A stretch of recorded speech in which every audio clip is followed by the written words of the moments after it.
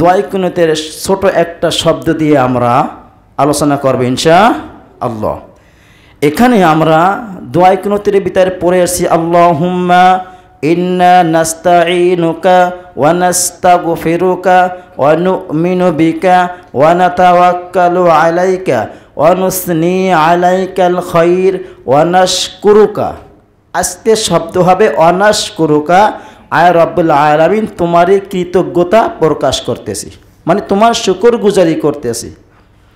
আমাদের ভিতরে হতাশ হওয়ার কারণ আমরা শুকরগুজার করতে পারি না, বিদায় আমাদের ভিতরে হতাশতা কাজ করতেছে, ঠিক না ভাই?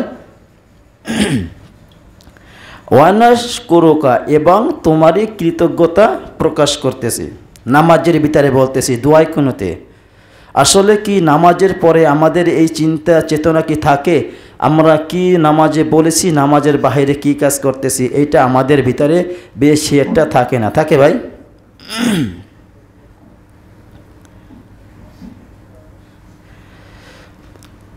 দেখেন, আমাদের পূর্বেকার নবীরা তার উম্মতদেরকে মৃত্যুর আগে একটাই সতর্ক করে দিয়ে গেছেন, তাওহীদের কথা বলে দিয়ে গেছেন। আমাদের রবের উপর অটল থাকতে হবে।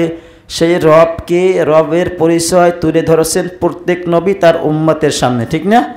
এই জন্য এই যে আমরা বলি শুকরগুজার করতে হবে কার? আল্লাহর। এই জন্য হযরত মূসা আলাইহিস সালাতু ওয়াস সালাম তার ইন্তেকালের কিছুদিন পূর্বে কি বলে গেছিলেন? আল্লাহ রাব্বুল আলামিন মহাগ্রন্থ আল কুরআনুল কারীম সূরাতুল ইব্রাহিমের 7 নম্বর আয়াতে আল্লাহ তাআলা বলেন, ওয়া ইয তাআজ্জানা রাব্বুকুম লা ইন শাকারতুম লা আযীদান্নাকুম ওয়া লা ইন কাফারতুম ইন্না আযাবী লাশাদীদ।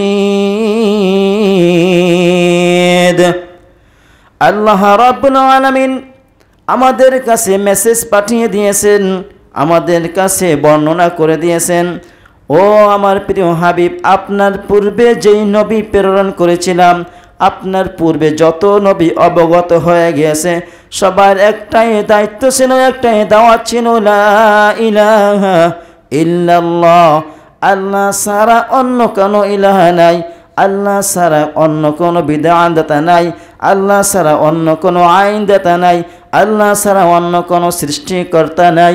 বিভিন্ন রকমের আমরা স্বীকার গুজার করেছি। পূর্বেকার নবীরাও উম্মতদেরকে একই কথা বলে আসছে। এই জন্য মূসা আলাইহিস সালাতু ওয়াস সালাম বলেছেন, ওয়া ইয তাআজ্জানা রাব্বুকুম লা ইন শাকারতুম, তোমরা যদি আল্লাহ তাআলার নিয়ামতের শুকরগুজার করো, আল্লাহ রাব্বুল আলামিন তোমাদের নিয়ামতকে আরো বাড়াইয়া দেবেন। ওয়ালা ইন কাফারতুম ইন্না আযাবী লাশাদীদ, আর যদি তোমরা অস্বীকার করো, কুফরি করো, আল্লাহ তাআলার সাথে যদি আল্লাহ তাআলার আইনকে অমান্য করো, ইন্না আযাবী লাশাদীদ, নিশ্চয় আল্লাহ রাব্বুল আলামিন কঠিন শাস্তির ব্যবস্থা করে রেখেছেন। এই কথাটা মূসা আলাইহিস সালাতু ওয়াস সালাম তার কওমদেরকে বলেছিলেন, হে আমার বনি ইসরাইল কওমেরা, শোনো, আল্লাহ তাআলা তোমাদেরকে যে নিয়ামত দিয়েছিলেন সেই নিয়ামতের শুকরিয়া আদায় করো। তাদের যে নিয়ামতটা দিয়েছিলেন সেই নিয়ামতটা আমাদেরকে আল্লাহ তাআলা দেন নাই, দিছে? আল্লাহ রাব্বুল আলামিন মান্না ওয়াসসালওয়া, বনি ইসরাইলের জন্য আল্লাহ রাব্বুল আলামিন আসমান থেকে জান্নাতি খাবার পাঠাইছিলেন, আল্লাহ তাআলা আমাদেরকে সেই খাবারটা দেন নাই, দিছে?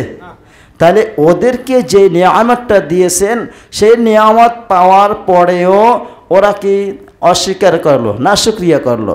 এখন দেখে যে মূসা আলাইহিস সালাতু ওয়াস সালামের কাছে বলছে, হে আল্লাহর নবী মূসা, আমাদের এই জান্নাতের খাবার ভালো লাগে না, আমাদেরকে আল্লাহ তাআলার কাছে বলো, আল্লাহ রাব্বুল আলামিন আমাদেরকে যেন পেঁয়াজ, রসুন, আদা, ডাল, চিনি এইগুলান দেয়, আমরা এইগুলান খাবো।